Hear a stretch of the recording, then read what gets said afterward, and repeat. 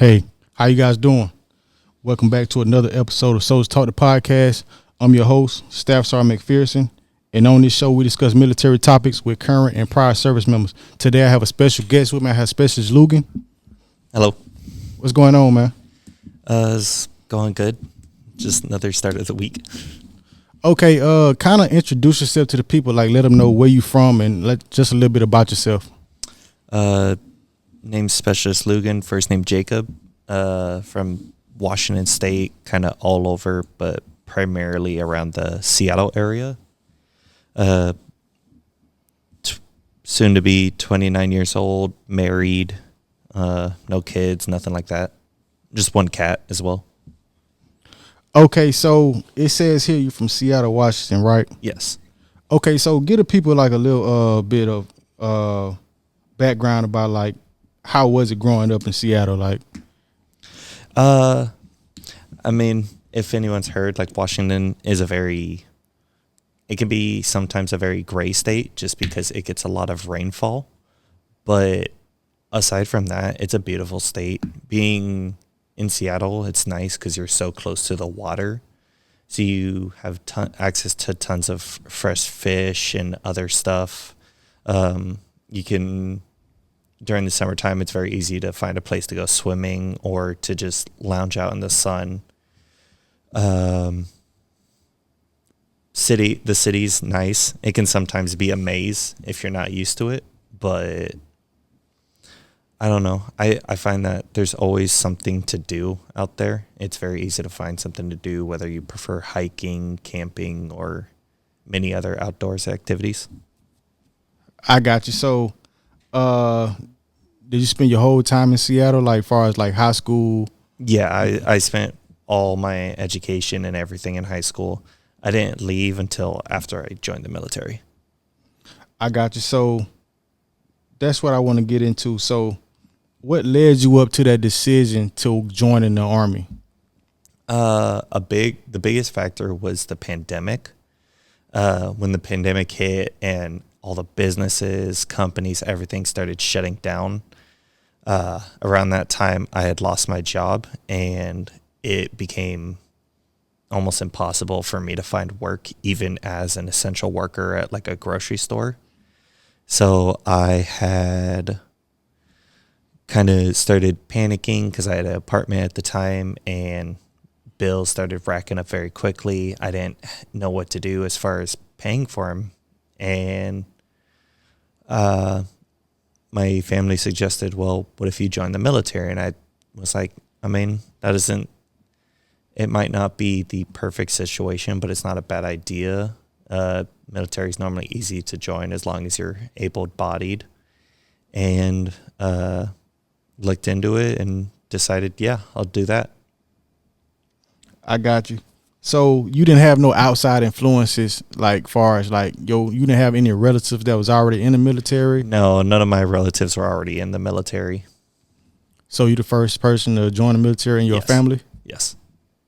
I got you. So when you made that decision, right, how was the process of getting started? Like, did you go to a recruiter's office, or did a recruiter office come to you? Or I went to a recruiter's office close to where I lived.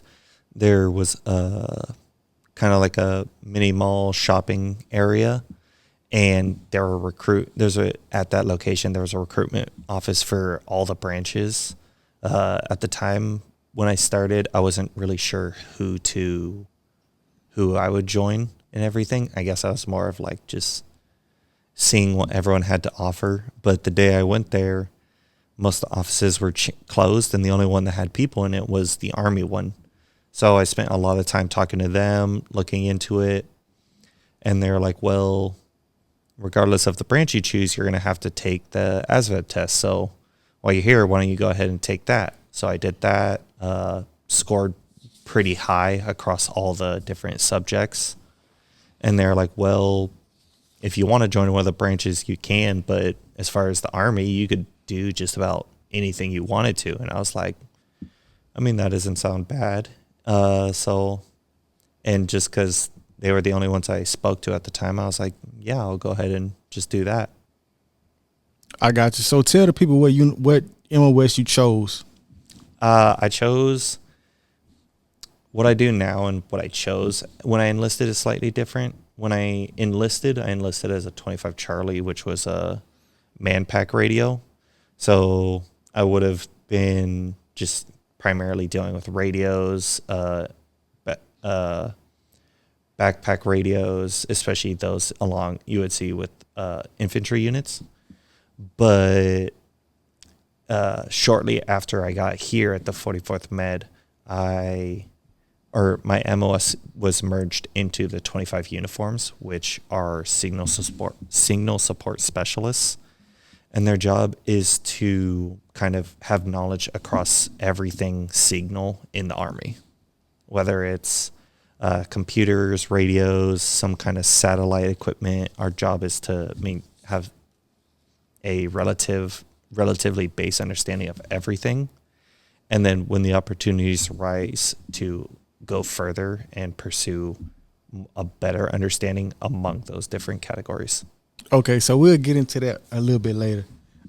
So what I want to get at right now, so it says in order to be a 25 Bravo, it says you got to do 10 weeks of basic training, 17 weeks of AIT. And then they got the of course the various you got to score a certain amount in each subsection. Far as like in the electronics, you got to score at least a 95. The surveillance and communication, you got to score at least a 95. Mm-hmm. Yeah, most of the signal jobs they require around like a 95 to a 99 in their respective subjects. I was lucky enough that I scored around 110 in all the different subjects. So I was, as far as they were concerned, I had a more than enough of an understanding of what to do and what was expected of me. 25 Bravo job it can look easy, but it is actually has a lot to it, just because 25 Bravos, 25 Bravos are your computer specialists. So they're going to be what helps maintains a lot of your office work and some very specific computer-based systems. So it can be really simple in the sense of a lot of what you're going to do in day-to-day operations is just help desk stuff. When someone has something wrong with their email or something like that, it's your job to go about fixing it. But in the more high-speed world, it can involve a lot more satellite communications and other stuff. I got you. So 25 Bravo and 25 uniform is something totally different. Yeah, so 25 uniform, we're expected to know some of what a 25 Bravo knows, but they're expected to know so much more. 25 Charlie, which I enlisted as, I think the AIT was, I think it was 12 months, 12 weeks long. So about 3 months, give or take. But I think uniforms, they have the longest. I believe theirs comes out to like 4 or 5 months, or between 4 and 6 months, I believe. Like they have a very long AIT just because they have so much that they have to cover. I got you. So what we was gonna get at was, so basic training, right? Mm-hmm. So when did you go to basic training? Where did you go to basic training? I left for basic training on, I believe it was August 4th, 2020. And I went to basic training at Fort Jackson, South Carolina. During the pandemic? Correct. So kind of describe a little bit of that. I mean, I know like y'all had to wear masks. We had to wear masks everywhere. Yeah, it was if you weren't doing PT, you were expected to be using a mask. We got tested for COVID regularly.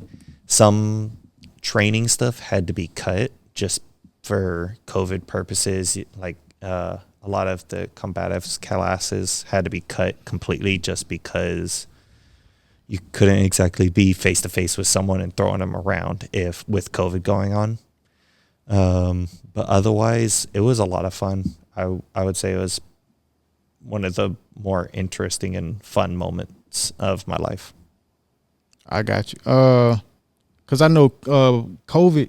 Well, not this. I hate to say that on the internet or whatever, but the pandemic, it like slowed a lot of stuff down. Mm-hmm. But I would see how like basic training would be affected a lot by that. Like, it was, especially because like when I didn't obviously enlist and sign my contract until August, but I originally was supposed to have signed it back in April of that year, but because of COVID, from my understanding, all the MEPS offices across the country had shut down for some months, just because of fear of COVID, its concerns and everything, and they had to set up their own procedures to ensure the safety of the workers there. So it definitely slowed it down a lot, and a lot of people didn't get into basic training until that fall winter season. And then also, if you got COVID, a lot, depending on how long you had it for, it would sometimes set you back and you would have to restart at the beginning of a cycle. Dang, that's crazy. Yeah, it depending on how it affected you or your situation, it set things back by a lot. I got you. So, basic training. So, I'm pretty sure it was tough. Was it tough to you, or like, do you think basic training? There were aspects that were tough, and there were aspects where I kind of already had a basic understanding of what to do and what was going on, just because, like for shooting, for instance, I already knew how to shoot, and even though they train you how to shoot the Army way, I used more of my own training as a civilian when it comes to shooting. And then also being much older than most people when they join the Army, I had a very different view and mindset going in than most people, and I had a lot more life experience under my belt. Okay, so let's get into that. So, what you mean by that? Kind of elaborate on what you just said. I would say the biggest thing is I don't want to sound like I'm snobby or anything, but I had real world experience. Most people, when they join, they're joining right out of high school and everything, and the first time they leave the house and move out is the military. I worked straight out of high school. Like, I graduated high school, enjoyed my summer, and then that fall I was working. I got my first serious job and started working straight away. I worked for 3 years, moved out at 21, and then kept doing that for another, I think, 2.5 years before I left that job to work at Boeing. Did that for about a year, and then which would have put me at like right about when I had turned 24. And then that's when of course I lost a job and the pandemic hit and led to where I was. But it's when you've had experience actually having to live on your own, pay bills, everything, deal with roommates, all kinds of different things. A lot of that is just stuff that is stuff you don't normally experience. Mm-hmm. So, like you said, you was a 25 uniform. Mm-hmm. Okay, so being a 25 uniform, right? So what I wanted to talk about was in basic training, right? Being from where you from, was it anything when you got there, what stood out the most to you? Like, is it something that was like, oh my God, like, you know what I mean? Like something that's like a culture shock or anything?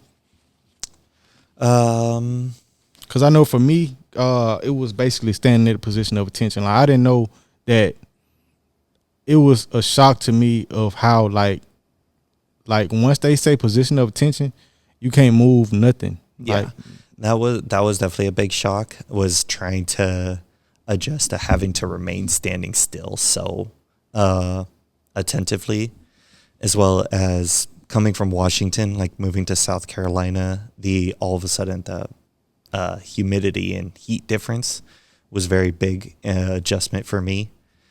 And kind of like the isolation was a big shock. mm-hmm. That was like, you can go in thinking about it and being aware, like, yeah, you're going to be alone, but you don't fully understand like that sense of alone and being isolated from the world until you get there. You don't have your phone anymore. You don't have any way to contact the outside world outside of maybe a letter to your family or something. Yeah. It brings a new viewpoint and mindset. Yeah, cause like I never knew how much I would think like a letter would be important until I go and I'm not accessing stuff like that. Cause that is a big deal to some people. Yeah. You know what I mean? You feel some type of way when your family actually writes you or somebody, you know what I mean? Yeah. Yeah. Yeah. I think because I'd been sending letters out, I think weekly or every other week. And it took some time before my family got letters back, just because it took some time for them to make sure they got the process and the correct address down. But when I got that first letter back, yeah, it was a very heartwarming experience to finally hear from everyone and to be able to like hear from something or someone that wasn't in that basic training environment. Yeah. Okay, so have you ever been in any kind of trouble? Like how long? So how much time in service do you have right now? A little over 3.5 years. Actually, I'm almost at my 4-year mark. Okay. Have you ever been in any type of trouble? Anything? Article 15s? No, I haven't had any serious troubles. No Article 15s. No, nothing like that. Okay. So as a 25 uniform, you in there with other soldiers, and it says you positioned as a help desk. Is that the only position you've held as a 25 uniform?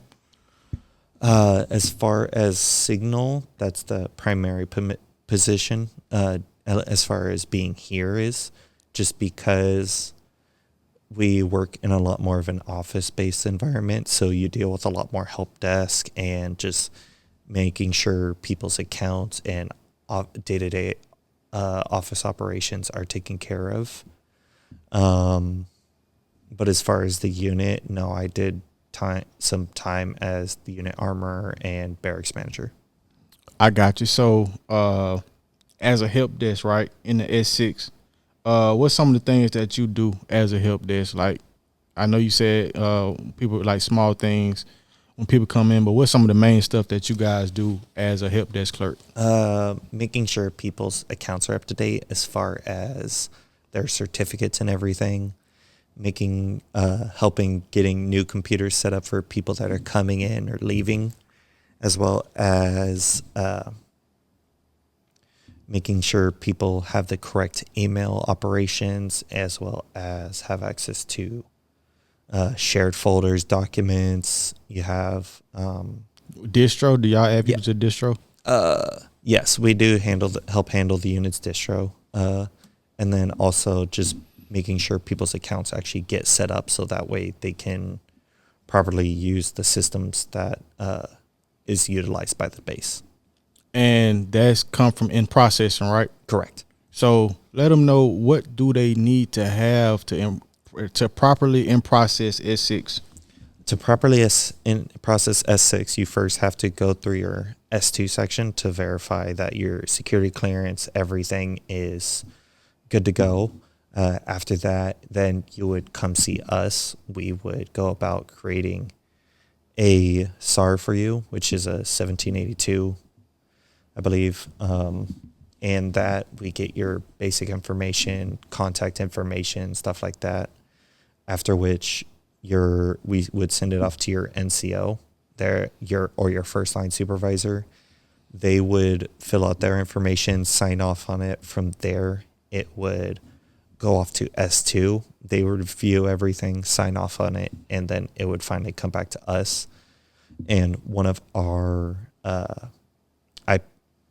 IPO workers will do their final signature on it, and we can go about then using that to create and finalize your account.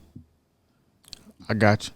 And it says to other positions you held was primary armorer and barracks manager. Yes.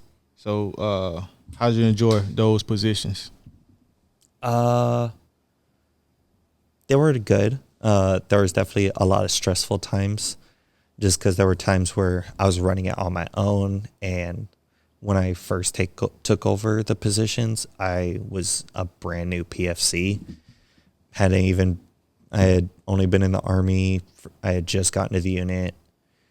I was still very new to everything as far as the actual day-to-day operations of a unit, as well as just what was now expected of me of these new positions.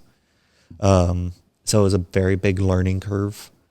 I think I did the best I could to try and meet everyone else's goals of me, as well as what was just expected of me to begin with. And I think there's still more I could learn. I think there's always something more you can learn to do better. And that's going towards your new unit too. Like, correct. I mean, I feel like if you go to your next unit, right, and you meet your first sergeant and you let them know all your accolades, like I did this, I did that, you know, that's a good look as far as, because sometimes people wait to be tasked with those things. People wait to be like, you're going to be the armorer, you're going to be the barracks manager. But if you go to them and say, hey, first sergeant, you know, I'm experienced in the barracks, you know, I'm experienced with the armorer, you know, if you need anybody, you know what I mean, you volunteer your services. You know what I mean? That'll look good. That'll look good on your behalf. It presents you as more of a go-getter. Yeah. And it can definitely play effectively to benefiting your career. And you want to make sure those type of things go on your first NCOER as the armorer, because you've been appointed, if you've been appointed those while you've been an NCO. So it say you don't have any deployments. No. I got you. And so you guys have basically met Specialist Lugan, his background, his MOS, stuff like that. If you got any questions, just leave a comment below. Last but not least, it says your strengths and weaknesses. So your strengths and weaknesses, you said your strengths is the ability to get along with, and effectively work with almost everyone. So what do you mean by that? What I mean is throughout my life, I always found that it was very easy for me to just get along with people, make friends, or just be able to properly work with them. But with that, there's always people that you might not like or get along with. And that stuff like that can oftentimes get in the way with how you work or how effectively you're able to work. And sometimes it does affect me on a day, on like that specific day or something. But I try to just be patient with everyone and to keep my emotions to the side. And then once I step away, get away from everyone, that's when I can express my emotions. So you hold it in, basically? Yes. Patience, I think if you can learn to have patience, even a large amount of it, it can get you extremely far in life. And it can help you in a lot more situations than you think, especially when dealing with people who you might not be the fondest of. I got you. And your greatest weakness, it says your lack of motivation. What do you mean by that? What I mean by that is that there's nothing growing up in life. There wasn't anything like in particular that I was always drawn to. Nothing as far as like, oh, when I grow up, I would love to be this or that. I could never make up my mind on a decision. Nothing I truly wanted to turn into a career. For me, it's more of I'll just go to wherever I'm needed. I'll do So that. you don't have like a passion for something. You don't have. The only thing I have a passion for is I love gaming. I can spend extreme amounts of time gaming, but I haven't turned it into a career or something I make money off of, just because a lot of times people, when they do that, they get pulled away from being able to enjoy gaming to now they have to enjoy. It's a business now. Yeah, it's a business. You have to appease the audience you're presenting to. And a lot of people often have to take long breaks or constant breaks just because they lose that love for gaming because it draws away from it. So a big part of the reason why I haven't turned that into a career is just because I don't want to lose that love. I enjoy gaming so much, and whether it's video games or card games or some kind of board game, I love being able to do those and share those experiences with people. And although it'd be cool to make money off of it, I just don't want to lose that passion I have. You don't care about the money aspect of it. No. Even though you can make money doing it, you just do it for fun, basically. Correct. And I know, like, as far as money, it's never been something I'm concerned about, because I know that wherever I work, whatever field it's in, whatever, I can learn how to do my job. I can learn how to do it effectively, and I can make money that way. So I've never been worried about having a job that I'm passionate about, because I know no matter where I'm at, I will make sure I'm effective and I can get my paycheck. I got you. So there you guys go, man. SPC Lugan, you got anything you want to leave the people with or anything like that? I'd say education is important. Like, education can help get you in a very far point in life, but don't always feel like it's necessary. I'm 29 now. I haven't done any college, but I have a lot of job experience, and a lot of times job experience, even if it's not in the field you want to be in, can get you a lot farther than an education. Because just having a degree is one thing, but having experience in that field on top of having a degree is so much more important. Like, if you can find a job that you're okay with working, and some of what you do in that job correlates to eventually the job you actually want to do that. Just tough it out for a year or two, and that will get you so much farther in your career path than just getting your degree and spending 2-3 years trying to get an entry-level position in the job you want to do while you work at some menial job you don't want to do. I got you. So there you guys go. This has been another episode of Soldiers Talk the Podcast, and I'll see you guys in formation.